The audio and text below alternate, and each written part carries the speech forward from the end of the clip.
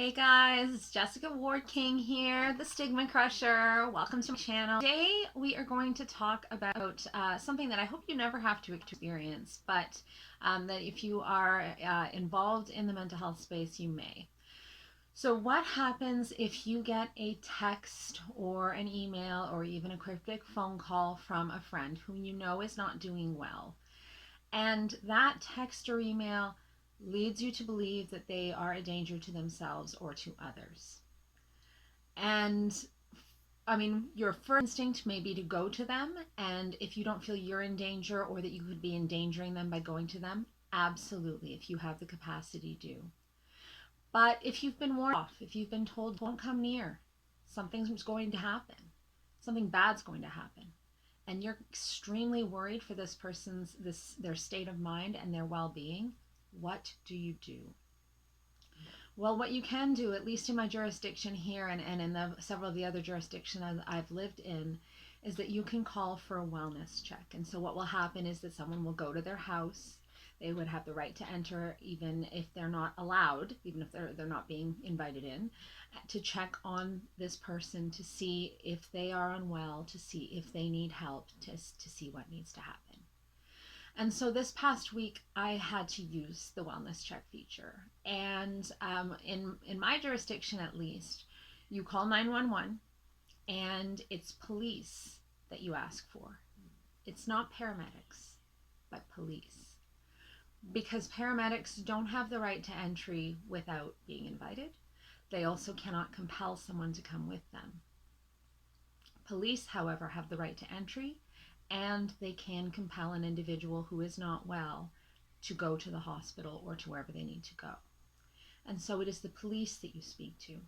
You give them the address of the person that you're worried about and all the details that you can, and they send officers who are wearing their flak jackets, officers who have guns on them, officers who have handcuffs on them. They send police officers to knock on this person's door, ask to come in even if uninvited, and check on the well-being. And so you may be asking to yourself, how would a police officer know anything about the mental health or well-being of someone? They're not particularly trained for this. Remember, they're police officers. This mental health, this wellness check piece is just a small piece of what they do, and a very, I think in a lot of minds, minor piece of what they do. And so if they go in and they find someone who is already very unwell, who is already probably very scared, particularly because, they've been sending you a text or emails telling you that they're afraid that something's going to happen. They're already scared. They're already confused probably, and they have police knocking at their door. Their neighbors see it. Everyone sees it, sees the police cars parked outside. And the police come in, they do whatever they can do to establish the wellness of this person. And if they determine that it's in that person's best interests, they will compel them to get into the police cars and go to the hospital, where they will sit with them in the waiting room and wait until that person is seen, until the police officers leave. And so not only the terror of having the police arrive, knock on your door, come into your home uninvited, take you in a police car in front of all of your neighbors to a hospital, but they wait there with you. And what often happens is that this procedure is in full view of everyone, but it's terrifying to the person who is suffering with their mental health, who is struggling with an extreme episode of some very extreme behaviors, extreme cognitions and feelings.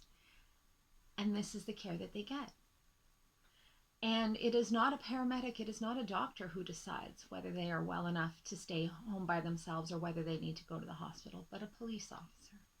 Now, don't get me wrong. I'm extremely grateful that this service exists.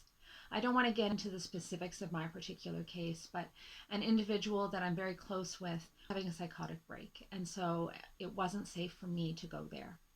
And so I did have to call and send the police to his home. Now, I don't regret doing it. I was and am worried for his safety. He's now safely in the hospital and being treated. If I hadn't done it, I do fear that something would have happened to him or something would have happened to those close to him.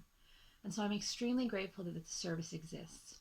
What I'm saying is that we need to improve this service.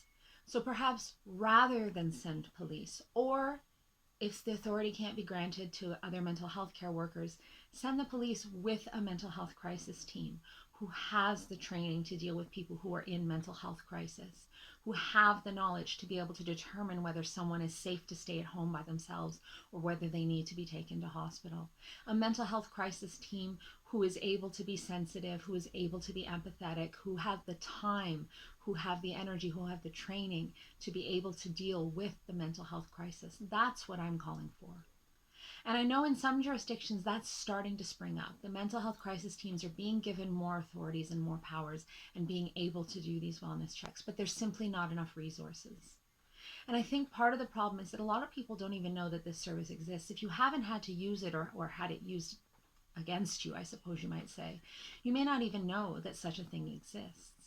A lot of people find out when they call 911 saying, I'm worried about my loved one and I can't get to them. But they're not aware it exists, and so we can't be calling for systemic change if we don't even know it's there.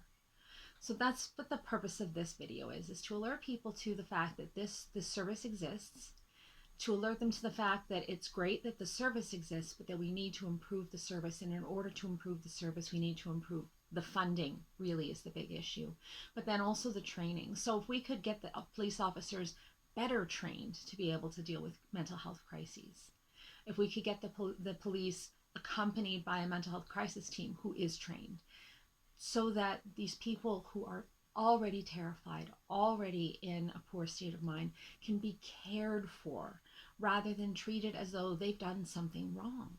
Because when the police pull up outside your place, knock on your door, and escort you out into their police car, you and everyone around you think that you are a criminal, that you have done something wrong, you have committed some kind of crime, when in fact the only crime you've committed is that you did in some way reach out for help and someone was worried about you and called.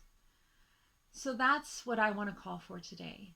Take a look into what exists in your jurisdiction.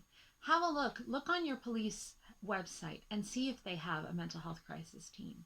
Have a look and see what would you do if somebody that you knew was in crisis and you couldn't get to them, and call for the change that's needed. Because I know that's what I'm going to be doing, especially after this episode here. That's it for me. Thank you for being here on my channel. If you're new, hi, my name is Jessica, the StigmaCrusher, and here on this channel we talk about issues of mental health and mental illness from my twin perspectives as a person with lived experience of bipolar 2 disorder, as well as a person with a PhD in experimental psychology.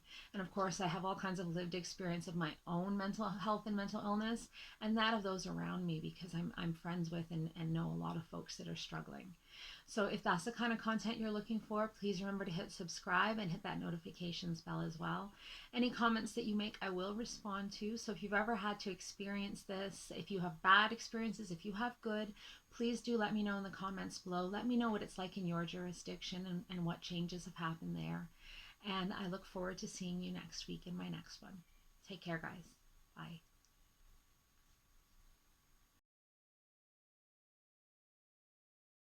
StigmaCrusher.